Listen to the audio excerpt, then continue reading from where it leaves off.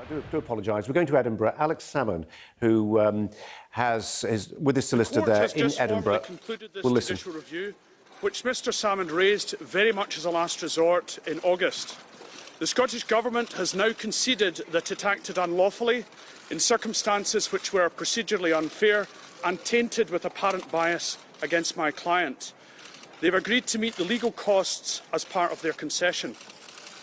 On the one hand, Mr Salmond is happy that his decision to bring this case to court has been vindicated, but on the other, he's saddened that it had to come this far. This process has come at considerable cost to the taxpayer, which Mr Salmond finds deeply troubling. He has maintained a dignified silence throughout the process and made it very clear that he would respect the decision of the court. He will now take some time to digest this decision and consider his legal options. Mr Salmond will now say a few words and take some questions. Thank you very much, David. I'd firstly obviously like to thank my outstanding legal team. I'd like to thank my family and my friends for standing with me over the last few months. I'd particularly like to thank the more than 4,000 people who contributed to the crowdfunder, who made this court action possible. And I'll be writing to them this afternoon. I made it clear that if there was a surplus in the fund, it would go to good causes in Scotland, at home and abroad. And given that there's likely now to be a surplus in the fund, given the concession of expenses by the Scottish Government to the maximum extent, then that will now be done. I'm thinking on three things. The last time I was in that court, it was to be sworn in as First Minister of Scotland. I never thought it possible that at any point I'd be taking the Scottish Government to court. And therefore, while I'm glad about the victory which has been achieved today, I'm sad that it was necessary to take this action. The consequences are very clear. Because the process has been agreed as unlawful, as unfair and tainted by apparent bias, then the Scottish Government have had to concede on the case and on the expenses to the maximum extent. That is going to raise a cost to the public purse of many, many hundreds of thousands of pounds. And all of this was unnecessary, because throughout the process we offered mediation, legal arbitration, so that this matter could be properly settled without having to come to the highest court in the land.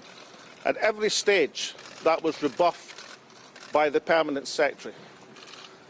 I notice in their submissions that the advocate for the government said that the government accepted institutional responsibility. Not personal, but institutional responsibility. And therefore I suggest that the Permanent Secretary to the Scottish Government now accepts that responsibility and considers her position. Mr Salmond. Can I finish the statement, Jim, and then of course I'll take some questions. The second question is lack of candour. This case turned and came to a conclusion by the total surrender of the government's position because of the Documents Commission ordered by Lord Pentland, which met between Christmas and New Year, where civil servants under oath had to produce hundreds of documents which the government had refused before that to provide to the court. I would have thought a public authority, given what these documents showed, and these documents, for now at least, are under the protection of the court, would not have required a court order in order to have the transparency and openness and to allow the case to be settled on its merits. And thirdly, I'm struck by this fact.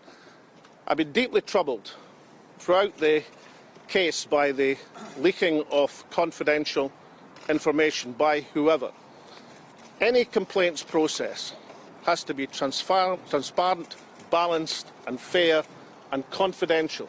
That's the interests of the complainers and those complained about.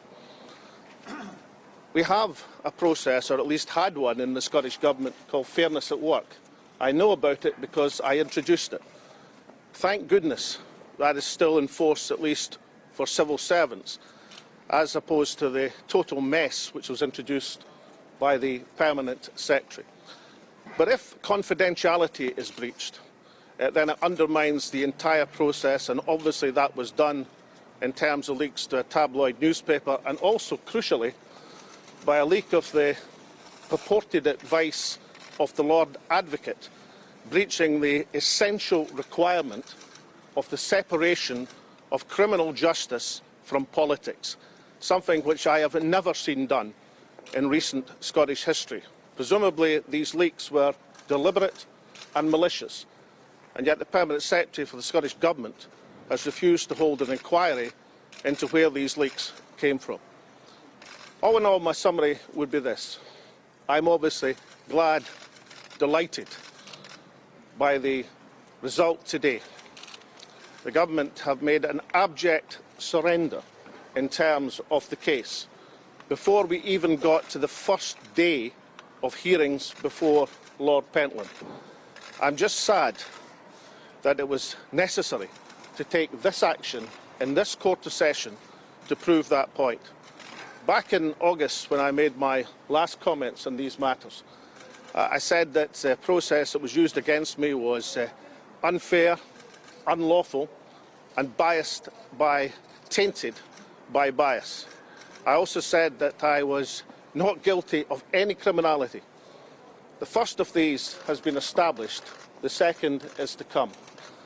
But a former First Minister of Scotland requiring to take the administration of the Scottish Government to court to establish that point should not have been necessary. And the person who is responsible for that institutional failure, the Permanent Secretary to the Scottish Government, should consider her position and take the appropriate action. Can I thank again my legal team? Can I thank again my family and my friends and the people who supported this case? Glad to have won and sad that it's been necessary.